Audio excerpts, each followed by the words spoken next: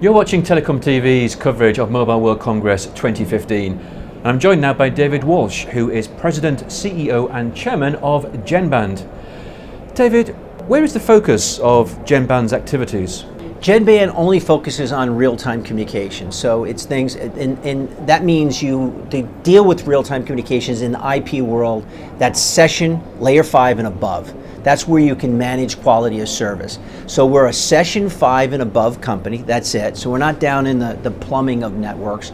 We're in the intelligence, in the quality of service of networks. And we're only focused on real-time communications. So that's things that require a real-time, require a quality of service, require predictability. So that's voice. So if you and I are talking, those packets have to be in real time. Otherwise, if they get jumbled up, there's no conversation. Real-time SMS, video and voice, collaboration, those types of applications. That's what we focus on. And our real focus is transformation. Taking the old legacy real-time communications infrastructure, a lot of it's TDM and other forms, and moving it to IP. So we're helping the carriers move real-time communications from legacy to IP. And that's all we focus on. So as you can see, this Fring Alliance is perfectly suited for what we do. It's right in our sweet spot. Can you tell me more about the factors that led GENBAND to form the Fring Alliance? Well, as everybody knows, the over-the-top space has been an incredibly active market, and you see new names appear out of nowhere, like WhatsApp and Viber. Obviously, Skype's been around for a while, but every day you're hearing about these new communities of interest that are being created through these over-the-top applications. So the carriers haven't really been able to participate much in that space. So we're looking at finding a way to help them get into the market. The market is maturing quickly, and we want to find a way to get them up to speed as fast as possible in a really exciting and growth market. How will the Alliance help communication service providers compete?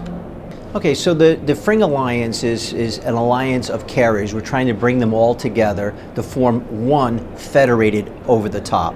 So it's nothing different. You know, networks, or the value of a network is the function of n squared, the number of users on a network.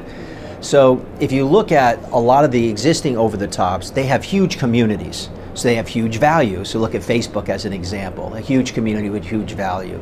Look at WhatsApp. I guess they have 900 million subs on their network. So what we found is, while all the carriers are interested in launching these over-the-top applications, and we're helping them do that, that it's very hard on their own for any one carrier to be able to get that size community, so which is value. So we feel by uniting the industry that we can actually create a value that's larger, right? A community that's larger than any of the over-the-tops that exist today. Once you get all the communities, the people together, then you can launch services on top. But it's very hard to create that very large community, and we feel that the best way for the carriers to do it is to do it in a joint effort. And so that's what we're bringing the Alliance, and that's what the Alliance is for. And who will benefit from the Alliance? All the carriers, and obviously all the subscribers. So each carrier can use this infrastructure that we have called this Fring. So Fring delivers all the real-time communications that you see in RCS or you see in WhatsApp and Viber. Essentially, the best of all their features is available. So what these carriers can do is they can use any of the features they so choose. They can market it under their brand, they can sell it, they can bundle it. So they have all the control on how they monetize, but they get the benefit of the joint development and the community and reach that they couldn't really get on their own. What does the Fring Alliance mean for the industry as a whole? Well, as a whole, what it says is that as a community, I mean, think about the public network, right? It really is a community. It works because everybody can communicate with each other. And there has to be a baseline for real-time communications to work. That's why standards exist. So what the community gets out of this is the ability to be able to deliver rich communications. So this is not just voice and video and text and picture sharing, collaboration, but everything that WebEx and GoToMeeting and all of those features that you can do today in individual apps. This will allow the carriers to be able to offer that as a ubiquitous service. So not just within your community, or not just one piece of functionality, but all of this real-time communications, and be able to do it in ubiquitous and global way. Is this the first time such an alliance has been created?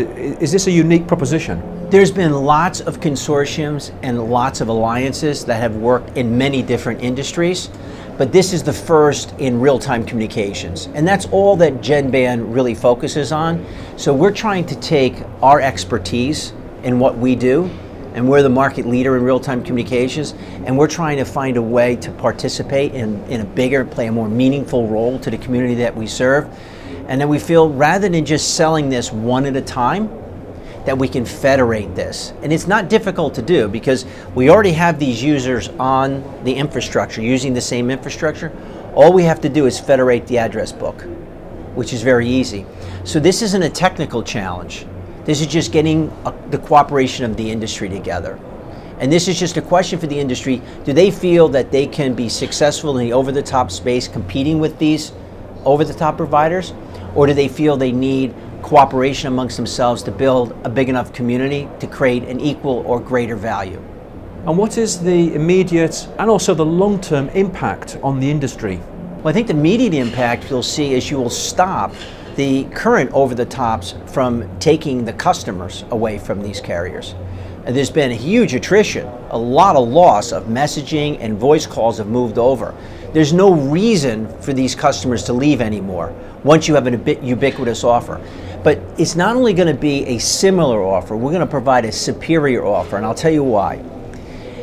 The current, what's interesting about WhatsApp and Viber and these services is that you can make calls inexpensively or free. You can connect to people that you know that are part of your community. The problem is, if you and I are having a conversation on one of these services and somebody else calls, we get knocked off the call because the carrier does not know that we are speaking over the top. We're on a data channel and we're not known, there's no signaling path to know that. So while these services are interesting, you and I doing this interview could never do it on an over-the-top service because we could get interrupted 4 or 5 times and have to reestablish the call. So it's not really, doesn't lend itself to a pay service, the over-the-top, and that's why they're free. Having said that, the carriers, unlike the over-the-tops, the pure over-the-tops, and that they do control the signaling. So if you or I on the call, we could easily divert the call to voicemail, we could call wait, we could conference that person in if they were an interested party in the conversation we were having. So we expect this to be a superior service. Once you have ubiquitous capability, the same feature, but better quality, there's no reason for anyone to leave. In fact, there's reason for people to come back. So this is about stopping the losses and bringing people back to the carriers. So we're like an OTT fighter, if you will, for the industry. You know, fight back together as opposed to on your own. On your own hasn't worked so well for them. David Walsh, thank you very much. Thank you.